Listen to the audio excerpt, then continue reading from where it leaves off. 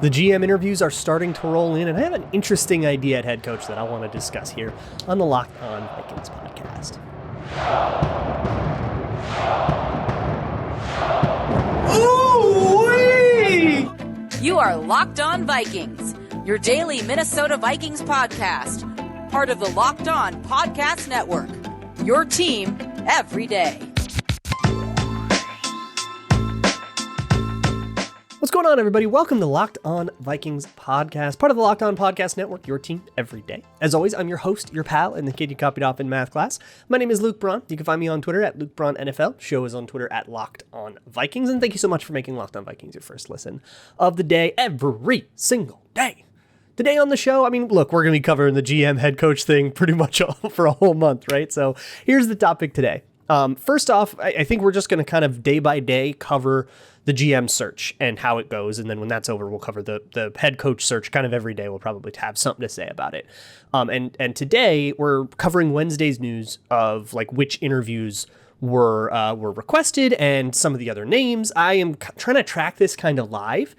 As of this recording, of course, this is an ongoing situation. We're going to see new reports like every moment. But as of this recording, there have been 3 requested interviews. Kwesi Adofo-Mensah, Eliot Wolf, and Glen Cook. So we'll talk about those guys. But real quick, also reported to be on the list, the names that I've seen mentioned by the beat reporters, Doogie, Ben Gessling, Courtney Cronin, those people. Will McClay of the Cowboys, Ed Dodds, Brandon Brown of the Eagles. We've seen those names everywhere. Ryan Poles of the Chiefs. I've seen that name. Rex Hogan, who was with the Colts for a long time. He's been with Jets for the last couple of years. And then Brant Tillis, who's like the Chiefs cap guy, and Trent Kirshner of the Seahawks. Those are also some names. So I don't know if any of those excite you. There you go. But the 3 interviews we've seen are Kwesi, Eliot Wolf, and Glen Cook. I'll talk about those guys in a second. Later in the show, we're also going to talk. I've got a really weird. So Lane Kiffin has gotten a lot of weird steam as like a potential head coaching candidate, and I'm going to talk about all that. But first, let's talk about these GM candidates. I think this has to be kind of the first thing, right? So let me start, I guess, with the 2 former Packers guys, which are Eliot Wolf and Glen Cook. Eliot Wolf was with the Packers for a long time. He's currently a personnel consultant with the Patriots, but he was a longtime Packers guy. And Glen Cook was also with the Packers for a long time until Sashi poached him, and he's been with the Browns ever since. Sashi Brown, when he was doing the big time analytics, like being the guy that fell on the sword for analytics in Cleveland. Glen Cook was one of his hires, and now he's actually worked his way up. He was a hire as a scout for the Browns, and he's worked his way all the way up to VP of player personnel, which is like one of the highest positions underneath GM. So that those 2 guys are really interesting because they're both Ted Thompson guys. Eliot Wolf, very much like a Ted Thompson dude, who I think then he didn't work out, I guess, with Gutekunst in Green Bay. But the Ted Thompson thing is interesting. And with both of these guys, like, it's hard with these like front office executive types because I don't know what decisions they are responsible for, which ones they disagreed with, but they happened anyways and stuff like that. But I do at least know the philosophy of the guy they worked for, which is Ted Thompson. And Ted Thompson in Green Bay, you might remember, was like really famous for taking all of the, like letting a lot of rookies walk. A lot of like rookie contract expire, the guy walks, we draft a new one. That happened in the secondary a ton for like the last decade with the Packers. Guys like Casey Hayward, guys like Micah Hyde, guys that, went on to have great careers elsewhere, and the Packers let him go and drafted a new guy. And that was like a philosophy to keep that particular unit cheap. While they had to pay off like a big quarterback contract or something.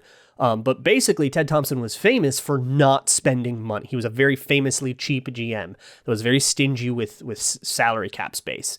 And that like strategically so, not in like a Red McCombs way, but in like this is a precious asset and we use it very selectively. And that led to some really long-standing problems in Green Bay. They never got a linebacker. There were some other problems there. They had some trouble at receiver after like they lost Jordy Nelson, and he eventually got fired for kind of that. But he never ever spent in free agency. He was always a build through the draft kind of guy, and he was also stingy about extending those draft picks when they did work out. So it was constantly building through the draft, and a lot of bad teams dragged to the playoffs by Aaron Rodgers. So if Eliot Wolf and Glen Cook share that philosophy, I don't want them, but I don't know if they share that philosophy. I mean, they just watched a guy, yeah, they watched the guy they worked for forever get fired for it. I don't know if those guys still believe that. That might teach you a lesson or two. So I don't know if they still believe that, but that is kind of the world that they come from. And with Glenn Cook specifically, then he goes to the Browns, which has been a very aggressive front office. A lot of trades and moving pieces around and trying to convert one asset into another asset. Really interesting stuff. I don't know if I'm sold on the Browns front office, which I guess brings me to Kwesi. Kwesi Adofo-Mensah has been probably the most oft-mentioned name in association with the Vikings GM job. And for people who know him, a lot of people are really, really excited about him. And the reason is he's an analytics guy. Like, that's, I think, the biggest draw that people are stoked about. Coming off of, I think the perception of around the Vikings and Zimmer's Vikings were that they were like stodgy and old fashioned and didn't want to take. Now, Spielman had very much a big eye toward analytics. I talked about it yesterday, maybe too much of an eye toward too much value-based decision making in an individual sense without looking at like the big picture of it. And I think you could probably defend that mathematically as well. But with that perception, Kwesi Adofo-Mensah he's young. He's like this fast riser. He basically came up through the scouting department of the Browns, and he's been promoted like every year. He's one of those guys. And he's like this Ivy League economics kind of guy. So I think a Kwesi hire would probably bring a lot of similarities to a Spielman regime. It would be very calculated. Everything would be very value-based. There wouldn't be a lot of gut decision-making. And I don't know if we want to go from Spielman to gut decision-making, right? I spent a whole show yesterday critiquing the kind of calculations that Spielman made, but I think he just made bad calculations. The process of making calculations isn't my issue there. But maybe it is for you, and maybe you want to go for the most opposite thing to Spielman that you possibly can. For me, that's like Dave Gettleman, who also retired kind of in disgrace and ran the Giants into the ground. So I could definitely get behind Kwesi as a possible GM candidate. He is just like this fast rise. I think he has a Wall Street background. He's like this fast rising type guy. And he is a really, really hot name for GM right now. And the three GM openings, the Vikings, the Bears, and the Giants, who had Gettleman retire, and then they also just fired Joe Judge kind of after everybody else. But those big openings, of those three, the Vikings are by far the most attractive, if only because ownership in both the Giants and Bears cases seem a little unstable right now. Those organizations don't seem particularly put together. Whereas with the Vikings, yeah, they just cleaned house. They just cleaned out their GM and their head coach. But like from an ownership, a business side, from a who will you be answering perspective, it's all very like, it was this very somber kind of tone. It was this like, thank you for everything. We need to move on. And we worked with you all for a long time. And I'm so sorry. And with the Bears and Giants, it kind of seemed a little bit more, I don't know, contentious. It seems a little bit more chaotic over there, whereas the Vikings are like, okay, this sucks, but we have to get our stability back really fast. And as a GM, I think that would be exciting, right? Like, oops, they might be too patient and wait 2 years longer than they should to fire me. What? I'll get too many chances? Like, that seems like a great place to be. So hopefully that all works out. But I want to talk a little bit about the head coach thing. I'm not going to go this in depth on every head coaching candidate, but Lane Kiffin is a very, very interesting one. He has pros, he has cons. I want to go into him in a lot of detail because I honestly don't know where I stand on this. Maybe by the end of the show, I will. Sometimes this is how I figure things out. I just talk it out.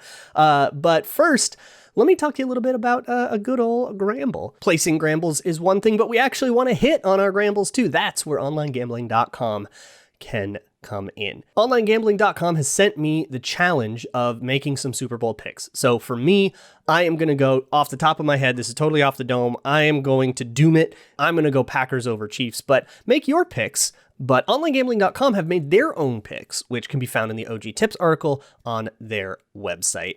Of course, we will keep close eyes on all of these predictions as the playoffs continue, and if you're planning on placing a bet during the playoffs, make sure you head to OnlineGambling.com before you do. OnlineGambling.com gives bettors the edge by providing the best and most trusted experience online all day, every day. That includes their OG Tips section, where you find their Super Bowl picks, as well as the inside tracks on how to beat the odds throughout the NFL playoffs. Make sure you visit OnlineGambling.com for all the latest betting news, tips, and info to beat the odds and help give you the edge throughout the playoffs. Remember, OnlineGambling.com/NFL is the URL to make the most of this year's playoffs.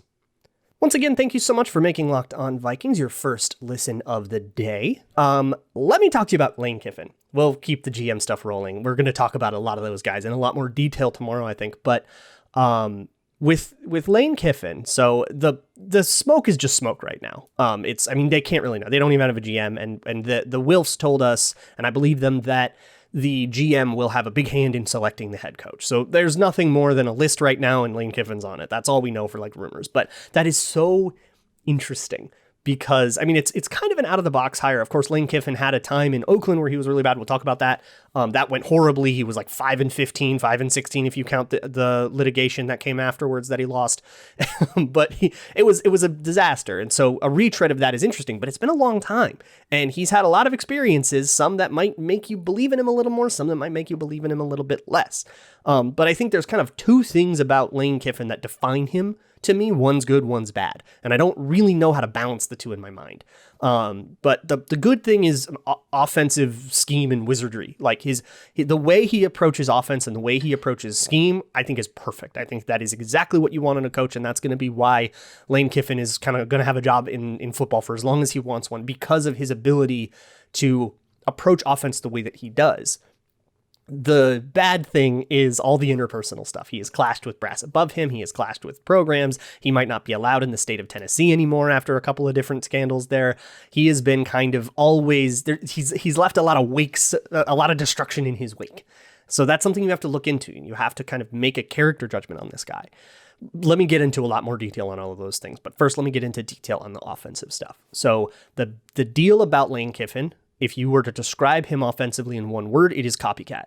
He's very, very good at taking a concept from here and a play from there and stealing from his opponents and then using his opponents' plays against them.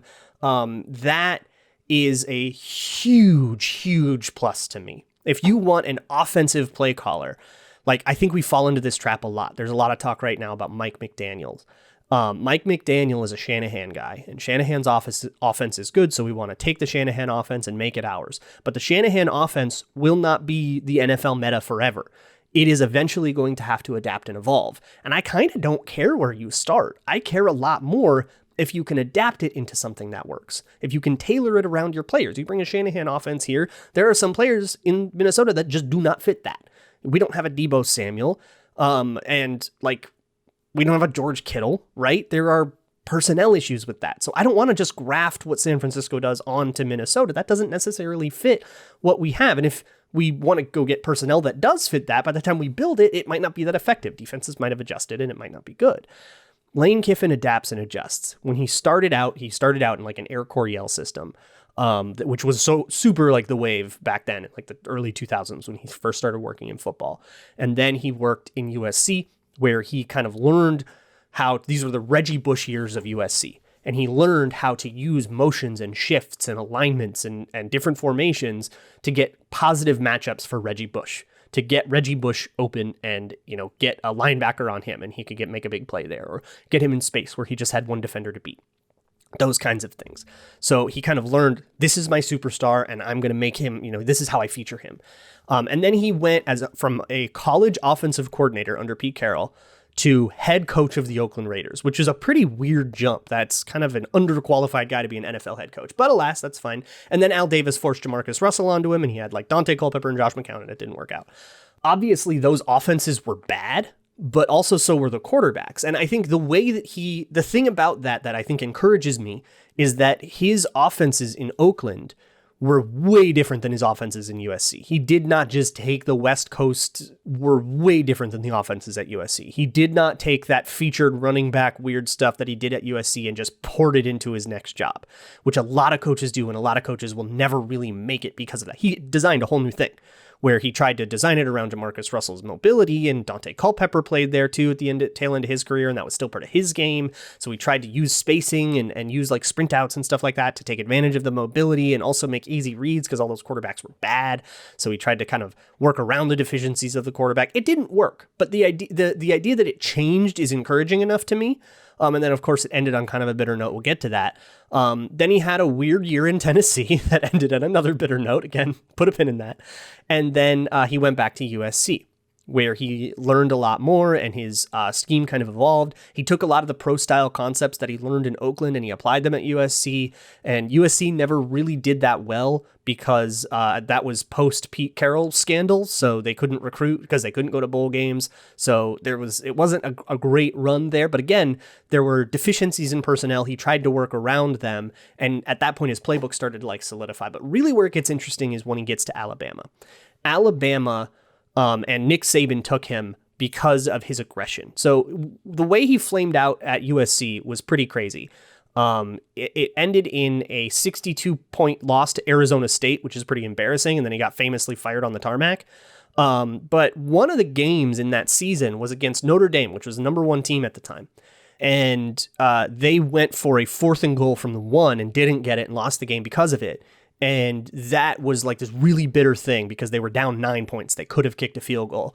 Analytics will tell you that going for that is the right choice because 1 yard on 4th and goal is not that hard to get. And so the value is there. And he kind of says, look, that was the decision I'm going to make. I am not afraid of taking risks. I'm not afraid of the press conference afterwards. I will never coach scared. And after a very fearful Vikings team, I've been saying it all year, they're very fearful. A guy who is I refuse to be scared. I will get fired before I play scared. It's kind of refreshing. And Nick Saban sensed that and brought him to Alabama because Nick Saban could feel the game passing him by and said, I need a young offensive dude to make this work out. And that was Derrick Henry's Alabama. And so it kind of went back to tailoring a game around your best player, and that was Derrick Henry at Bama, and a lot of those concepts as well. He ended up getting fired in Alabama, another kind of weird power struggle thing, and then he went to Florida Atlantic. He had actually taken the head coaching job at Florida Atlantic, left the offensive coordinator job, but Nick Saban fired him before the season was over. I don't know if that was a loyalty thing or whatever. It was weird politics, which Lane Kiffin, bad at the politics. But that time at Florida Atlantic, he turned that program around, and then he went to Ole Miss, and then he turned that program around. And in all of these places, every time he went from one place to the next, his offense changed around who he had. So I see a lot of people saying, oh no, because they see what Ole Miss does, which is very RPO heavy. There's a lot of weird pop passes and a lot of weird stuff because that's what Matt Corral does. That's their quarterback. And I see a lot of people saying, oh no, he's just going to bring in Matt Corral so he can run his offense. There is no Lane Kiffin offense. He runs what the personnel does. And to me, if it weren't for all the politics and all the off-field and all the weird stuff, on-field, Lane Kiffin as an offensive person builds things around the players he has. And that does apply to defense as well. I mean, he's an offensive coach, so you're going to have a defensive coordinator that works. But that's the culture he will build is what is your skill set and how can we maximize it? And I love that. I think that's the best thing a coach can be offensively. It is not, that's the sunshine and rainbows one. That's the part of Lane Kiffin I absolutely love. There is a part of Lane Kiffin I do not love so much. But before I bash something, let me gas something up. And it is the Get Upside app, where you can gas up your car and then save some money. You see how I did that? Get Upside is a free app that you can get on the Apple Store or at Google Play. Download it. It'll show you what gas stations are participating, and then you can go to them and save up to 25 cents a gallon. You just get that cash back. It takes a day or two to process. Just take a picture of your receipt and upload it. Take a day or two, and then you can deposit it however you want. You can have them drop it straight into your bank. If you're not comfortable with that, you can go with Google Play or Amazon gift card if you prefer, whatever is most convenient for you. But you can cash that money out whenever and however you want. No catch. Nothing weird about it. Just go to the Get Upside app. When you sign up, use promo code Touchdown, and your first fill up, you get 50 cents off a gallon. Add all this up over a month. If you drive a lot, that's $200-$300. It's pretty insane how much you can save just for getting a free app on the App Store, signing up, and going to the right gas station. Insane stuff. Go to the Get Upside app. Use promo code Touchdown. Do not miss out on this. I also want to talk to you about more gambling. Once you've decided what kind of bets you're going to make on this NFL playoffs, do it at betonline.ag. You can bet on anything too, basketball, hockey, your favorite Vegas casino games even, whatever you want. But whatever it is, go do it at betonline.ag. They are your one-stop shop for all things Grambling. You can live bet on games in progress. You can do player props. They have a cool prop builder that lets you build weird parlays if you're into that. And when you sign up, enter promo code LOCKEDON, LOCKEDON, you get a 50% welcome bonus. That means that whatever your first deposit is, half of it gets dropped directly into your account as free play money. It's free Grambling money, so don't miss out. Go to betonline.ag, sign up for free, and enter promo code LOCKEDON to get some free Grambling money on top of whatever your first deposit is. That is, once again, betonline.ag, where the game starts. Shall we get into the ugly stuff with Lane Kiffin? This is what makes him an interesting prospect to me. If it were just like, he's a guy that's good at offense and he's built a bunch of college programs, I wouldn't be that turned off by the college coach thing. But really the problem with a college coach is, how does he deal with pro players? Obviously that was a disaster in Oakland, but let's look into the Oakland thing a little bit, right? Because his problem in Oakland wasn't really a locker room problem. As far as I can tell, it's hard to find info on it because it's old, but at least as far as I could tell from researching it, but was more a problem with Al Davis, and it was a problem clashing with ownership, and Al Davis clashed with everybody down the stretch. So I don't know if I hold this against him very much. He didn't want Jamarcus Russell. That's well known. Al Davis forced Jamarcus Russell onto him, and then he did his best to build a team around Jamarcus Russell. You couldn't do that, obviously, and he flamed out in like 2 years, right? You couldn't do that, obviously. That was impossible, but he did his best, and then he flamed out. The problem is he did not go quietly into the night when he was let go. He brought it to arbitration. He basically wanted the rest of his contract to be bought out, which you don't have to do if you fire for cause, which that was the Raiders' take. So it all went into the lawyers and the court cases and stuff, and that was terrible. That was a pretty weird political situation, but I think of these political situations like, what are the odds that kind of thing happens again? And with this particular one, Mark Wilf and Ziggy Wilf, they're not Al Davis. Like, I don't know if you're going to get into a big spat with the owner this time, especially because the owners are very laissez-faire. Lane Kiffin can do whatever he wants here, as long as he works well with the GM, which you have to make sure that dynamic is proper. But the owners aren't going to sit there. There's not going to be a time where Lane Kiffin's contract says he has to listen to the owners. The owners are not going to tell him what to do. So I don't know if that problem's going to come up, but that he did like breach his contract a bunch in Oakland. Like, that is a problem that we need to be aware of. Then there was the Tennessee thing. And the Tennessee thing was, he coached there for a year. It was mediocre. He was starting to turn it around. And then he left after a year to go back to USC. On its own, that's fine. College coaches do that all the time. They want to, I mean, he grew up in USC kind of, or his career grew up in USC. He wanted to go coach there again. It was going to be a head coaching role, which he never had at USC. And that's kind of like his pride, right? That's like the place he loves the most. Sure. But the way he left, he didn't want to talk to media. He didn't want to answer any questions about it. He kind of wanted to put out a paltry statement and like kind of sneak out the back door. And there was a little bit of cowardliness to that I think rubs a lot of people the wrong way. And so Tennessee absolutely hates him. And that was a horrible situation. Like, you had media yelling at Tennessee athletics PR people. Students were protesting at the athletics building. A mattress was lit on fire somewhere in the chaos. Like, it was a very chaotic situation. And he sort of Irish goodbyed and left them all hanging, and that really sucked. And then at USC, he wanted Kennedy Palomalu, our current running backs coach, who was working at Tennessee at the time, or for the Tennessee Titans at the time, I'm sorry, different Tennessee team. And he wanted to poach that running backs coach, but in doing so, he broke some rules about how you can talk to NFL coaches, and then the Titans sued him. So he has been in litigation with NFL teams twice. This is an issue. This is a big problem. And this sort of lack of respect for boundary is something that could get the Vikings in trouble. I don't want the Vikings to start losing draft picks because Lane Kiffin doesn't have respect for boundaries, or thinks that, in college and in the NCAA, you can get away with a lot of weird kind of under the table, we're really going to pay your recruiting. We're going to pay you during the recruiting process, even though we're not supposed to. And we're going to talk to this coach. There's a lot of weird tampering stuff. It happens in the NFL too. I think it's worse in the NCAA. And I don't want him to, brazenly start tampering with a possible offensive coordinator candidate and then get in a bunch of trouble and lose the Vikings a draft pick. Like, that is something I could see repeating itself and being a problem. In Alabama, he again kind of took that FAU job in the middle of the season, and I think Nick Saban didn't like that. And so Nick Saban fired him before the college playoff, and Steve Sarkisian took over. And it's been quiet since that. That was kind of the last time, he got fired on the tarmac in USC. Again, that was more about on-field stuff than off-field stuff. So it doesn't really bother me in this particular sense. But all this stuff kind of adds up, and you have this very disloyal reputation.